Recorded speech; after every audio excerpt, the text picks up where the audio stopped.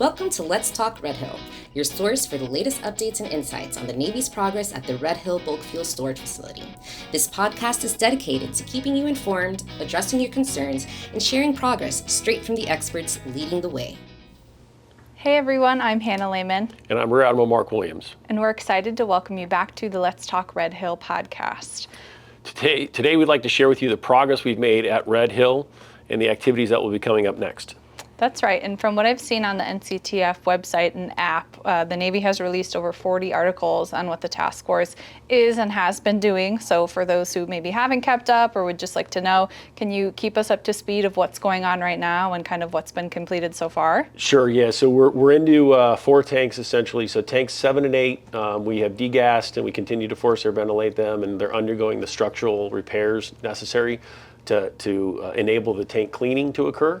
And then tanks 5 and 6, we've completed degassing of tank 6 and almost complete with degassing of tank number 5. And once those are done, we'll enter those tanks and begin the process to install the infrastructure that you need to in order to enable the cleaning.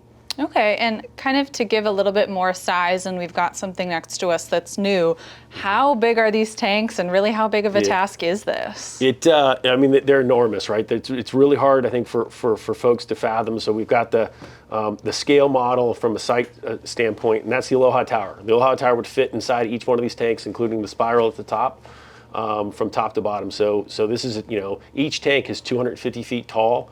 By 100 feet in diameter. So these are enormous structures that are subterranean.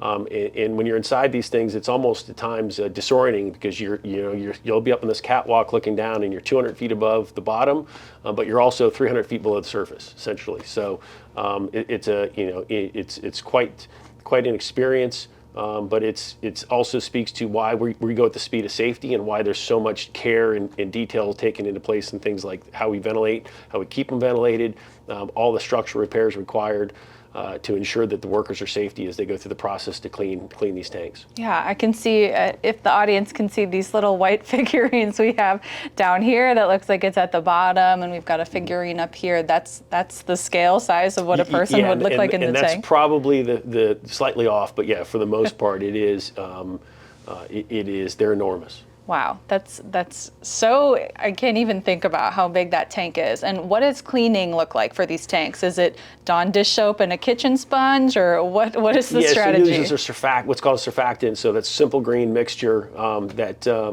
essentially water and you'll use a pressure washer. If you think about how you would pressure wash your driveway or pressure wash your car or your house, similar process, except these folks will be suspended in buggies.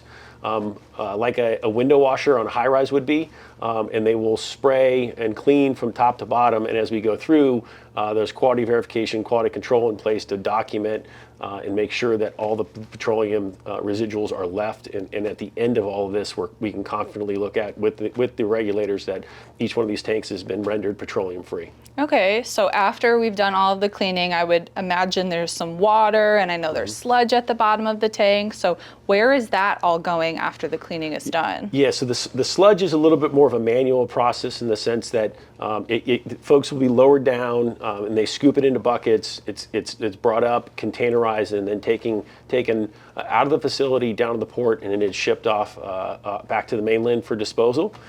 And then from the rinsate or the oily wastewater that is collected down through this little 4-line at the very bottom of the tank, and then that is essentially that'll be collected, removed off site, and then taken to a treatment facility and properly disposed of. Okay, and you mentioned in the beginning right now, it sounds like we're doing the tanks kind of in groups of 2. Is that the standard rhythm for this? Yeah, we have tank pairs, we call it, and so they're done 2 at a time. And that's mainly to do with how we set up the ventilation infrastructure to support, and that's how they go. And then it also probably doesn't make sense because we started at 7 and 8. Why didn't we start at 1 and 2? Essentially, 7 and 8 and 5 and 6 were chosen because they were the shortest runs to the ADIT 4.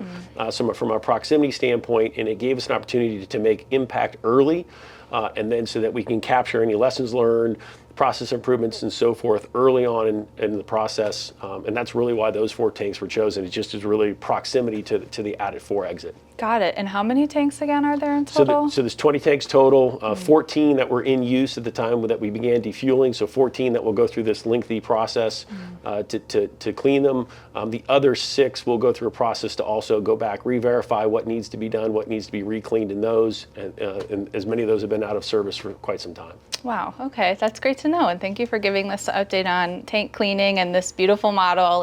It's really hard when you're an average person like me, no engineering background, to kind of envision without being inside the tanks what it looks like. So I really appreciated you bringing this model today and giving us a little bit more insight on what the tanks look like. So that's all the time we have for today, though. Thanks for giving us the updates, and to our audience, thanks for tuning in. We're excited to see you next week for our next podcast. Let's talk more Red Hill next week.